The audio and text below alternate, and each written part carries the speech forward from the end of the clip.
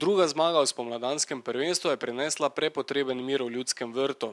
Vijoličasti so z 2:0 bili boljši od zadnjega Primorja in ker so drugouvrščene Domžale remizirale v Stožicah proti Olimpiji, je točkovna prednost 7 točk na lestvici znova bolj otipljiva. Mislim, da je naša zmaga popolnoma zaslužena, kajti že prvi polčas je bil z naše strani izredno dober, veliko zaključkov, veliko priložnosti, veliko res lepih priložnosti, katere nismo uspeli izkoristiti. V drugem polčasu smo dvakrat zadeli preko Dejana Mezge in lahko bi še kakšenkrat, kajti fanti so imeli danes res en kup lepih priložnosti, tako da je naša zmaga zaslužena. Mi smo danes v bistvu imeli premalo časa, imeli smo samo 2 dni za neko regeneracijo in to je bil prvi razlog, s katerim smo šli na igrišče. Tisti igralski kader, ki ga imamo, v bistvu veliko možnosti za neke spremembe ni bilo.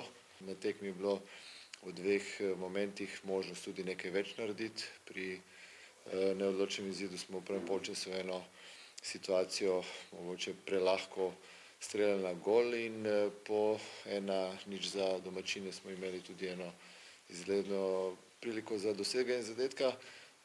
To nas je tudi ubilo, ne, potem, ko smo dobili drugi zadetek. Verjetno bi se zadeva malo obrnila, če bi uspeli zadeti. Dobro smo odigrali cijeli susret, imali smo puno šansi.